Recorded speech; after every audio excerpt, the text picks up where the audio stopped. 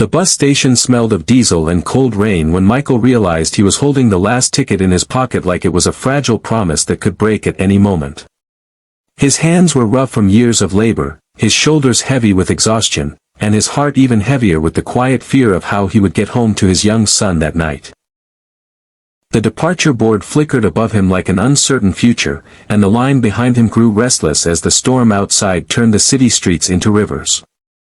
That was the moment everything could have gone one way or another, the moment when a single choice would quietly change more lives than he could imagine. If you believe that kindness still matters in a world that often feels rushed and unforgiving, take a moment to like, comment, share, and subscribe to this channel. These small actions help stories like this reach hearts that may need them, especially if you believe in second chances and the power of compassion. Michael had been a single father since the winter his wife passed away from a sudden illness, leaving him alone to raise 6-year-old Joshua in a small apartment on the outskirts of Cleveland, Ohio. His days began before sunrise with construction work that paid just enough to cover rent, groceries, and the endless little needs of a growing child. That evening, he had stayed late at the site to earn overtime, missing dinner but hoping to make up for it with a better weekend for his son. The bus was his lifeline, the only way back home without spending money he did not have, and that single ticket represented warmth, safety, and a promise to tuck Joshua into bed. As Michael waited, he noticed a woman standing a few steps away, soaked from the rain, her coat thin and her face pale with worry. She clutched a worn handbag and kept glancing at the ticket counter as if hoping it might reopen just for her. The announcement came quickly and without mercy, informing everyone that the last bus was boarding and that no more tickets were available. The woman's shoulders slumped in a way that reminded Michael of himself on the nights when hope felt rationed. He thought of Joshua waiting by the window, counting cars, trusting his father to come home, and he thought of the woman who seemed to have no one waiting for her at all.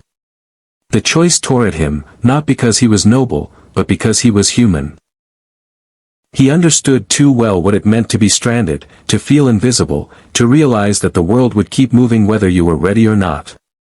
His body moved before his fear could stop it, and he stepped forward, pressing the ticket into the woman's hand with a quiet nod.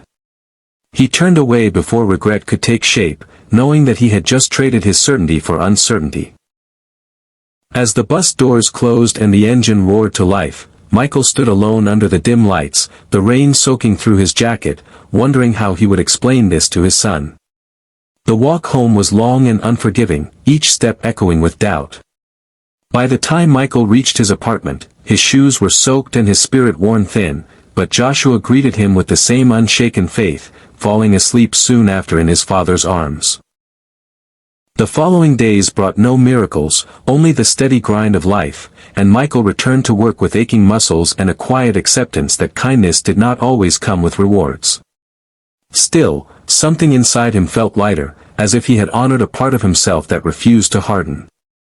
A week later, Michael was called into an office he had never seen before, his heart racing with fear of bad news. Instead, he was met with unexpected warmth and introductions that felt surreal.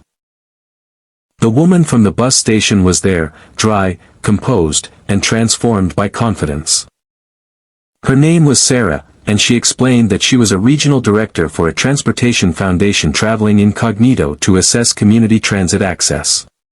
Missing that bus would have meant missing a crucial meeting that could affect funding for struggling routes, including the one Michael depended on.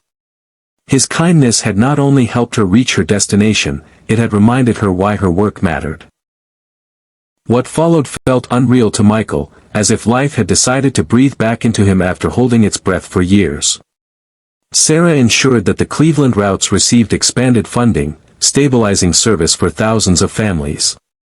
She also arranged for Michael to receive a scholarship for vocational training, recognizing his dedication and quiet integrity.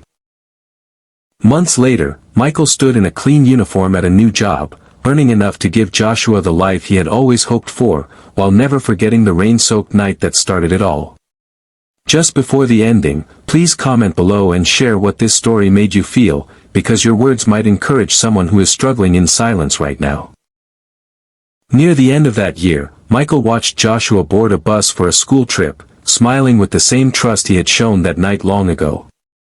Michael understood then that kindness was never wasted, even when it felt costly, because it traveled further than any bus ever could. If this story touched your heart, please like, share, and engage with the video, so its message can reach others who need a reminder that compassion still has the power to change lives.